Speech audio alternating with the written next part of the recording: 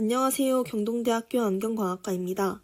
지난 영상에서는 안경광학과에 대해 알아보는 시간을 가졌었는데 이번 영상에서는 안질환과 검사기기들에 대해 알아보는 시간을 가져보도록 하겠습니다. 시작하기 전에 검사기기 같은 경우에는 같은 검사라도 병원마다 사용하는 기기들이 조금씩 다를 수 있다는 점을 미리 말씀드리고 시작하겠습니다. 먼저 기본검사라고 할 수 있는 ARK와 NCT가 있는데요. ARK는 자동 굴절 검사 기계로 굴절력, 즉 우리가 흔히 말하는 도수 검사를 할 수 있고 K는 케라토미터라고 해서 각막 전면 곡률을 측정하는 기계입니다. 수술을 하는 경우에는 K값이 중요하겠죠? 검사를 하게 되면 이런 종이가 나오게 되는데 S는 근시 또는 원시값, C는 난시, A는 난시축을 나타냅니다. S값이 마이너스면 근시이고 플러스면 원시입니다. 즉 우리가 흔히 말하는 마이너스 시력은 없는 말이라는 걸 알 수 있겠죠? 마이너스와 플러스는 렌즈의 굴절력을 나타내는 값입니다. NCT는 안압검사인데요. 정상 안압이 10에서 21mm 머큐리인데 이보다 높으면 의심해볼 질환이 녹내장입니다. 안압검사는 두 가지 종류가 있는데 비접촉식으로 하는 NCT, 골드만 압형 안압기인 GAT가 있습니다. 비접촉식인 NCT 같은 경우에는 측정할 때 바람이 나가기 때문에 환자가 놀라지 않도록 안내하는 게 중요한 부분입니다. 다음은 시야검사인데요. 주로 녹내장으로 오신 분들이 하시는 검사입니다. 녹내장은 시야가 점점 좋아지는 질환이기 때문에 시야검사를 꼭 하게 됩니다. 시야검사를 통해 어느 쪽 시신경에 문제가 있는지 알 수 있고 어느 정도인지 알 수 있으니 중요한 검사겠죠? 검사를 하게 되면 이렇게 암점으로 나오는 부분이 있는데요. 이 부분이 시야 결손이 있는 부분입니다. 시야 검사는 정면에 주황색 불빛만 주시하면서 주변에 흰 불빛이 보일 때마다 리모컨을 누르는 검사인데요. 시야를 검사하는 것이기 때문에 흰색 불빛을 쫓아보지 않는 것이 중요하겠죠? 협조가 잘 되면 약 5분, 협조가 어려운 분들은 5분에서 7분, 8분까지도 검사하시는 분들을 볼 수 있는데 검사 시간이 다른 검사에 비해 긴 편이라 나이가 있으신 분들은 많이 힘들어하시는 검사 중 하나인 것 같습니다.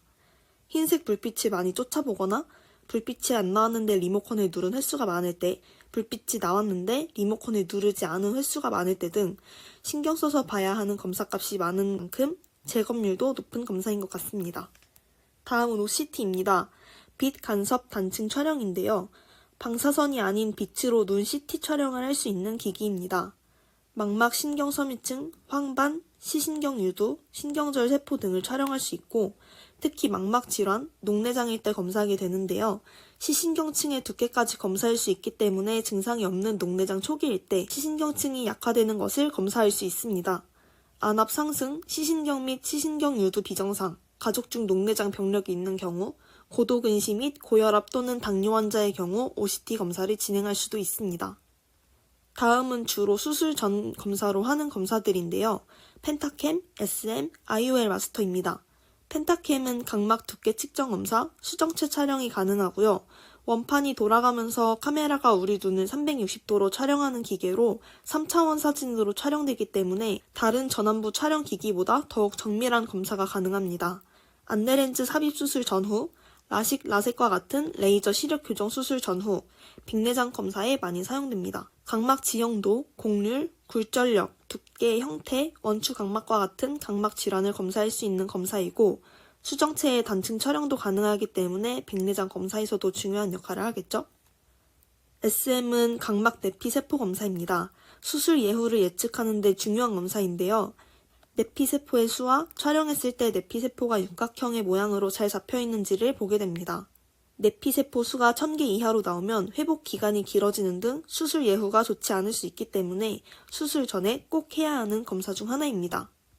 IOL 마스터는 안축장의 길이, 인공수정체 IOL 도수를 결정하는 중요한 검사이기 때문에 검사 시 여러 번 검사를 할 수 있고요.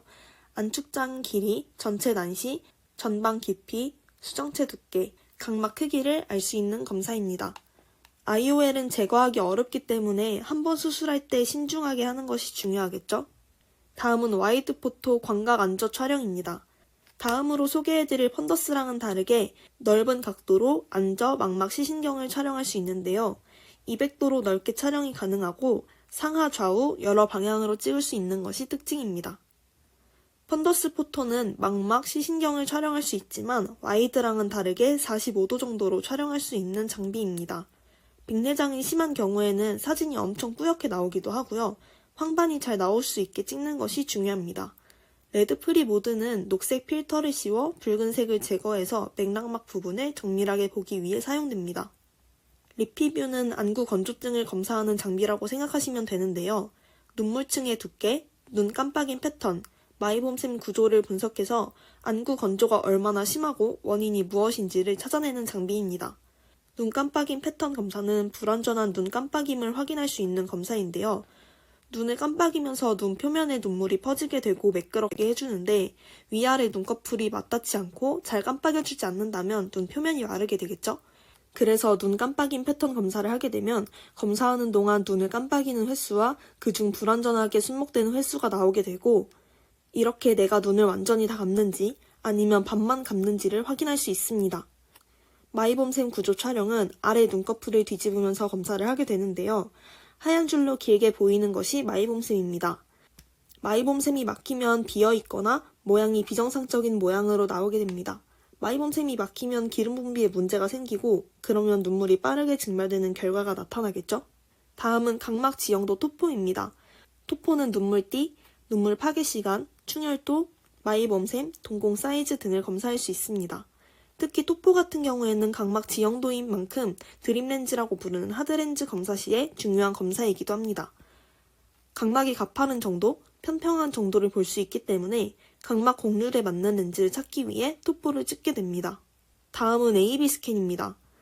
A 스캔은 각막의 굴절력과 함께 안구의 길이를 측정하는 장비입니다.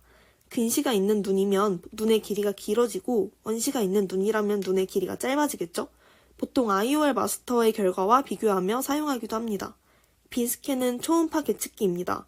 눈의 전체적인 모양을 초음파로 측정하는 장비로 안내 매체 혼탁 등으로 유리체 및 망막의 검사가 어려울 때 검사할 수 있으며 안구의 출혈, 망막 박리, 안구의 종양, 공막염 등 망막 및 포도막 질환들을 발견할 수 있습니다.